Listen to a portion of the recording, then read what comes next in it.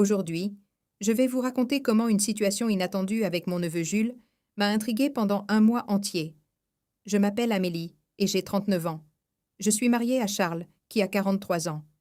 Nous n'avons pas d'enfants, mais nous vivons dans une grande maison en périphérie de la ville. Charles est chauffeur routier international. Il voyage donc beaucoup et gagne bien sa vie. Mais cela signifie aussi qu'il est rarement à la maison. C'est pour cela que j'ai commencé à chercher l'épanouissement hors de la maison. Notre relation a toujours été bonne, mais parfois je me sentais seule surtout les soirs, où il était absent. C'est alors que ma sœur m'a demandé un service. Elle m'a demandé si son fils, mon neveu, pouvait rester chez moi pendant un mois pour préparer un examen important. J'ai parlé à Charles, et en homme généreux et gentil, il a immédiatement accepté. Le pauvre homme n'imaginait pas ce qui allait se passer. Quand Jules est arrivé, j'ai été surprise de le voir grandir. Il n'était plus le garçon que je connaissais. À 23 ans, c'était un très beau jeune homme, certainement le genre d'homme que les filles de son âge recherchent. Quand il est entré chez nous, je l'ai accueilli avec un sourire et lui ai dit « Waouh, comme tu es devenu beau, mon neveu. Tu es un homme maintenant. » Il a ri d'un air désinvolte et a répondu qu'il était trop occupé à s'entraîner et à étudier pour penser aux filles pour le moment. Ce qu'il a dit m'a amusée. C'était à la fois sensuel et sérieux. En entendant sa voix, j'ai senti quelque chose grandir en moi. Il semblait différent des autres garçons de son âge, et cette différence a retenu mon attention. Cette semaine-là, Charles devait à nouveau voyager pour le travail, ce qui signifiait que Jules et moi serions seuls à la maison. Quelques heures après le départ de Charles, j'avais déjà commencé à tenter d'attirer son attention. Il y avait un plan qu'il ignorait. Le lendemain, j'ai décidé de préparer un déjeuner simple. En cuisinant, j'ai réalisé que j'étais plus nerveuse que d'habitude. La présence de mon neveu transformé en un jeune homme beau et élégant m'a rendue pour le déjeuner. J'ai porté une tenue voyante qui a révélé ce que j'avais caché pendant des années. Soudain, lorsqu'il est entré dans la cuisine pour m'aider, j'ai remarqué qu'il essayait d'être aussi poli que possible, mais il était clair que ses yeux ne pouvaient s'empêcher de me fixer. Je l'ai surpris à plusieurs reprises. Jules, un peu gêné, m'a dit « Désolé si je t'ai mis mal à l'aise. Cette robe est faite pour le confort. » Non. Un peu surpris par la question, Jules sourit et dit « Non, ma tante, tu es superbe dans cette tenue. » Il détourna immédiatement la tête, gêné. Pendant le déjeuner, la conversation fut détendue. Nous avons parlé de l'examen qu'il préparait, et il m'a aussi montré son programme d'entraînement. J'ai alors mentionné qu'il avait l'air très musclé et avait un corps magnifique, comme on n'en voit qu'à la télévision. Honnêtement, il avait l'air très en forme et mince. J'étais intriguée par ce qu'il cachait sous ses vêtements. Il rougit et me remercia pour le compliment. Puis il m'a demandé « Et toi, ma tante, tu fais du sport? Tu as la même silhouette que les filles de mon âge. Tu as l'air en pleine forme à ce moment-là. » Une flamme s'est allumée en moi. J'ai souri, un peu gênée, et j'ai répondu « Non, rien de spécial. Je vais à la salle de sport 2 fois par semaine et je fais du cardio. » À ce moment-là, mon cœur me disait de me rapprocher de lui, mais mon esprit ne pensait qu'à Charles. À partir de ce jour, les choses ont commencé à changer. Mon neveu semblait remarquer ce que je faisais, mais très respectueux, il ne disait rien.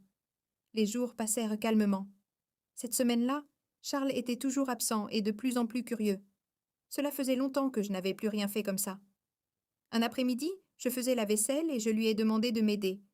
Il est entré dans la cuisine en sueur après avoir travaillé dans le jardin. En s'approchant, il m'a dit « Tante, demande-moi n'importe quoi et je le ferai. » À ce moment-là, je ne savais pas quoi faire. La curiosité en moi voulait se manifester. Quand j'ai pu parler, je lui ai dit de « Aidez-moi à faire la vaisselle. » Parfois, je le surprenais à regarder les parties que mes vêtements ne couvraient pas, et il me demandait si je le taquinais.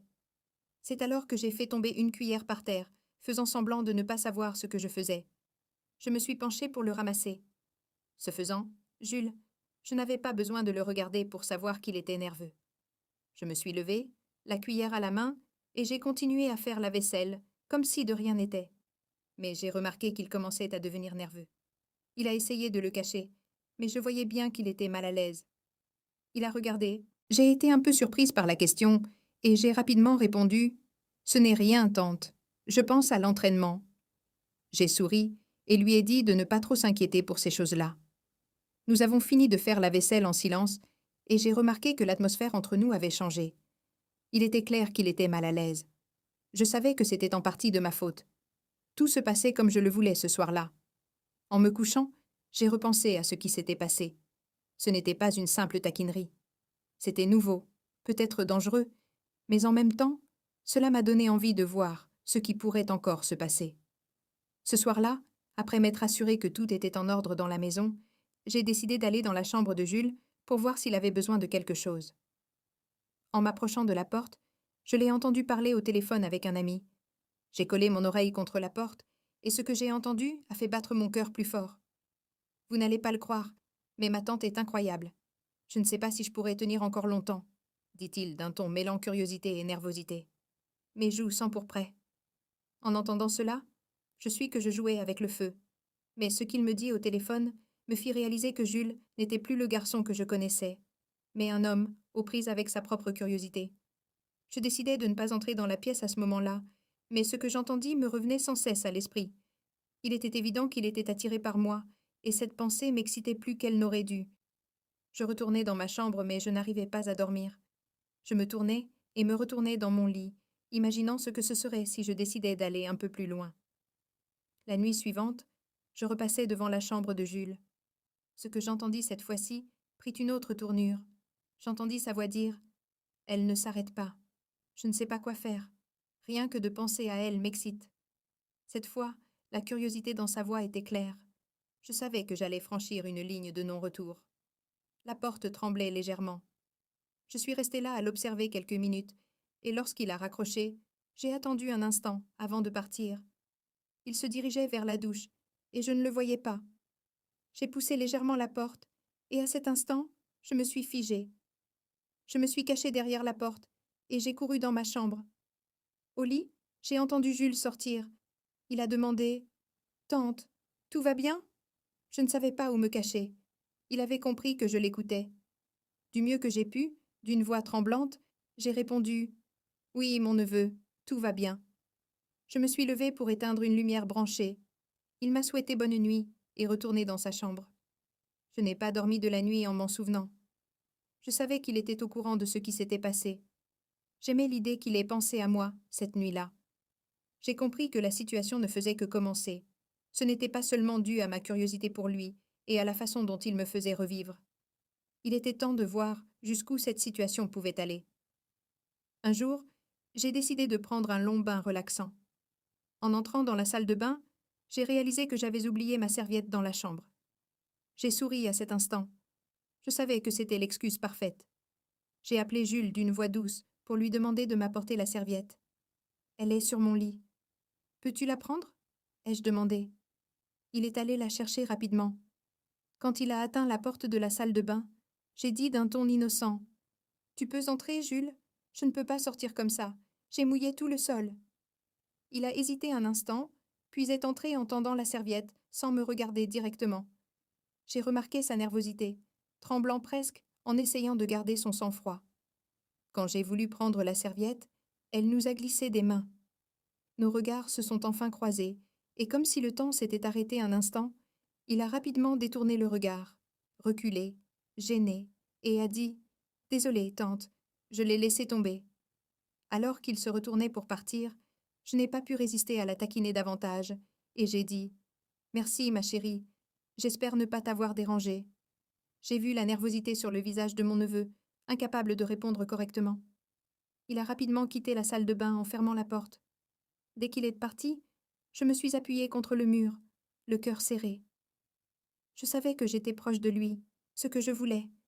J'ai imaginé ce qui se passait dans l'esprit de Jules à ce moment-là. Il luttait aussi contre ses propres désirs. Ses pensées m'ont excitée.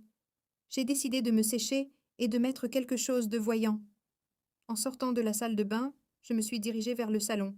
Il était assis sur le canapé, concentré sur la thé. Je m'arrêtai à la porte de la cuisine, prétextant aller chercher un verre d'eau, et dis « Jules, il est tard. Tu ne veux pas te reposer un peu ?» demandai-je d'une voix douce et basse. Il répondit « Je n'ai pas sommeil, ma tante. Je vais rester ici encore un peu. »« Bon, je vais me coucher. Si tu as besoin de quoi que ce soit, je serai dans ma chambre, » dis-je d'un ton provocateur, tout en me jetant un coup d'œil. Cette fois, je le surpris à me regarder attentivement. Son regard ne pouvait pas me quitter des yeux. Je retournai dans ma chambre et essayai de dormir, mais je n'arrivais pas à me sortir de la tête ce qui s'était passé cet après-midi-là. C'était encore frais. Je sortis du lit et traversai tranquillement le couloir jusqu'à la chambre de mon neveu. Je m'arrêtai à la porte. J'entendais le léger murmure de sa respiration et je frappai légèrement. D'une voix un peu endormie, il me demanda d'entrer. Quand je suis entrée, il était allongé dans son lit, visiblement réveillé.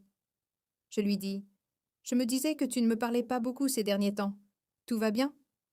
Sa voix rompit le calme qu'il essayait de maintenir. « Oui, et c'est juste que parfois, je suis un peu perdue. J'ai envie de sortir, de rencontrer des gens, de faire des choses. Mais je dois me concentrer sur mes études. Je dois réussir. » « Je comprends, » répondis-je doucement, parfois quand on devient plus intense. Mais ne t'inquiète pas. Je voyais dans ses yeux qu'il luttait contre ce désir.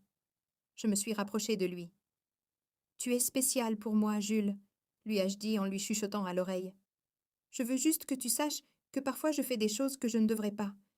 Je sais que les jeunes réfléchissent beaucoup. » Il m'a regardée avec un mélange de soulagement et de désir. « Ça ne me dérange pas du tout, ma tante, mais comme tu dis, un homme te voit. » À cet instant, j'ai su qu'il y avait un problème.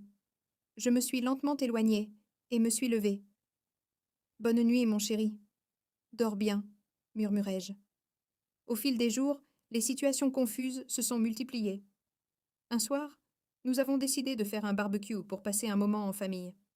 Charles et Jules étaient au barbecue, discutant et riant pendant que j'étais dans la cuisine en train de préparer une salade.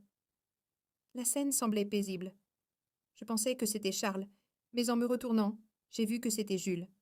Il était tout près, tout près. Lorsqu'il s'est penché un peu plus, mon cœur s'est emballé, et avec un sourire aux lèvres, il a murmuré « Tante, tu as besoin d'aide ?»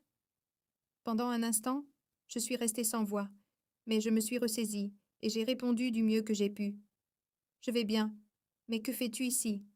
Ton oncle n'appréciera pas de te voir loin du grill. » Jules a souri et a répondu à voix basse, presque en chuchotant.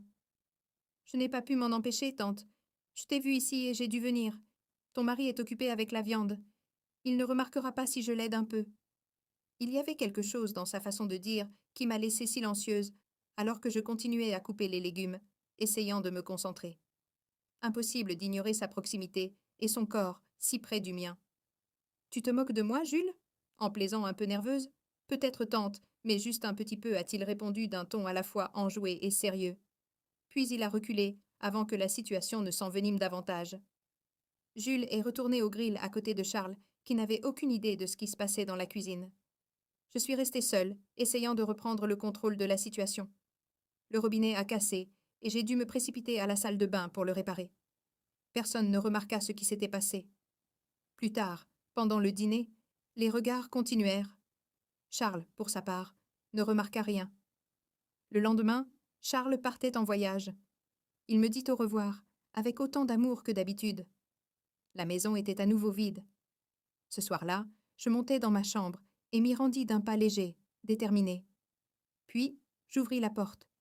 Jules, surpris, me regarda. « Jules, j'ai besoin de compagnie, » dis-je. Mon neveu me regarda un instant, évaluant la situation avant de répondre. « Moi aussi, je suis désespéré, » dit-il. Je m'approchai lentement, m'arrêtant près du lit. « Puis-je m'asseoir ?» demandai-je, bien que je connaisse déjà la réponse. Il acquiesça simplement. Lorsque je m'assis à côté de lui, la proximité fit monter l'excitation,